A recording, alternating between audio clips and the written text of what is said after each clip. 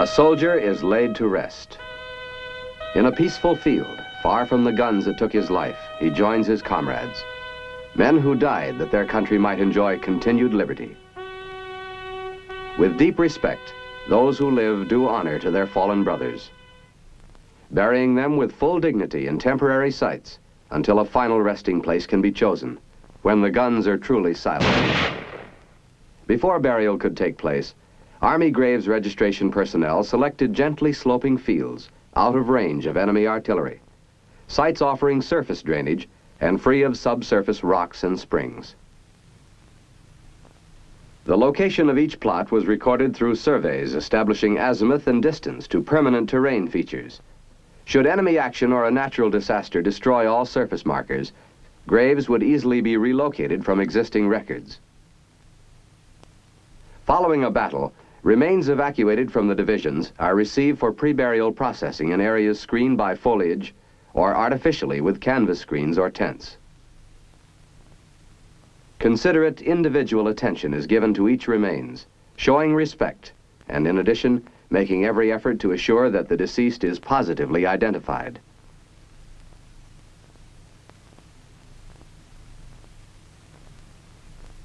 Personal effects and the identification tag are important in establishing identity.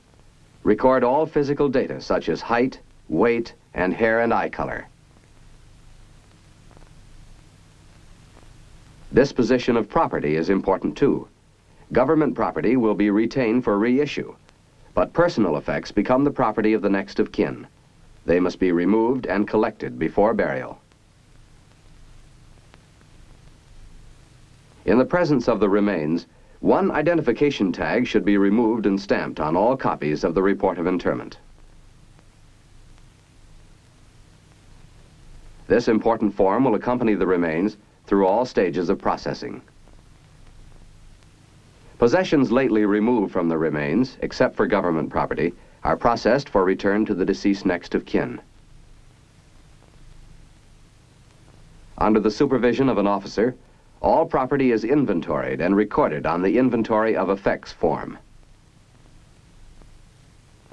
Care must be exercised to see that no effects, however trivial, are lost or stolen.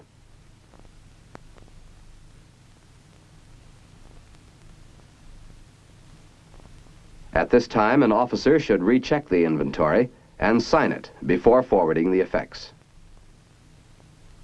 Effects, along with a copy of the inventory, should be placed in an effects bag for shipment. Climatic conditions or a delay in recovering remains may complicate processing and identification. In such cases, special handling is required. Frozen remains, for example, may have to be thawed before normal procedures can be followed. Fingerprints must be taken. Fingerprinting is a reliable means of identification.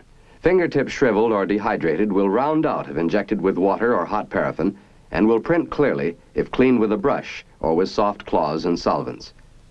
Print should include, in addition to the tip of the finger, ridge patterns of the entire first joint, as well as a portion of the second joint.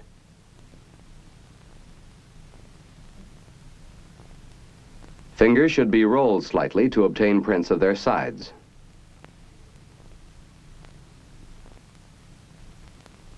Remains must be processed to obtain all possible clues. Careful washing of fragments of clothing worn by the deceased may be helpful. Since military clothing is stamped with the wearer's laundry mark, composed of the initial of his surname and the last 4 numerals of his serial number, the finding of such a mark may contribute much toward making positive identification. Scars and tattoos must be recorded. When these are found, they are listed and photographed if possible. Of equal identification value are the deceased's height, weight, and hair and eye color.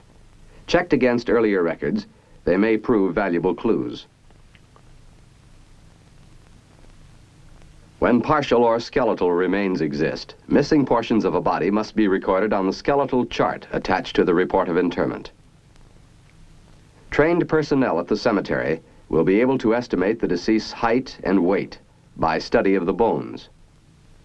These technicians are also trained to make identification by a study of the deceased's teeth, which can be compared to existing dental records. They carefully examine teeth with relation to type, size, shape, and location of all fillings, and indicate all missing teeth.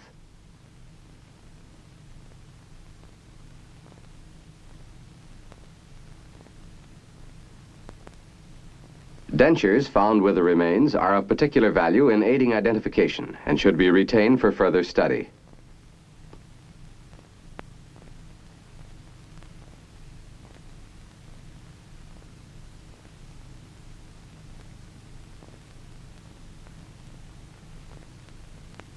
Technicians record all findings on the tooth chart form, which is then attached to the report of interment. Another means of identification at the disposal of graves registration units is the fluoroscope. These are used to locate identifying features not ordinarily visible, such as evidence of healed fractures or metal plates. Occasionally, identification tags or personal effects will be blown into a wound. These will come to light under a fluoroscope.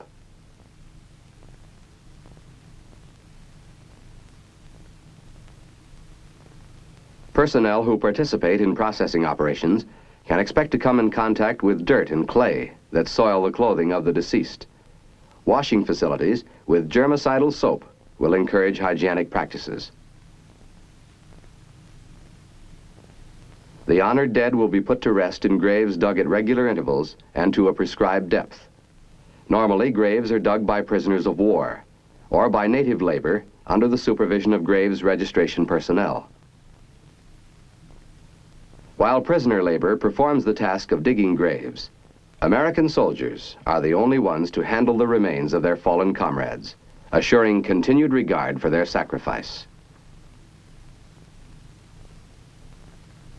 Tender, respectful concern must accompany the deceased from the moment they are received at the cemetery until with fitting dignity they are buried side by side with other Americans to rest in honor till the war's end. Then, with renewed dignity and the leisure of peace, the dead will be reinterred in a permanent site, there to rest forever.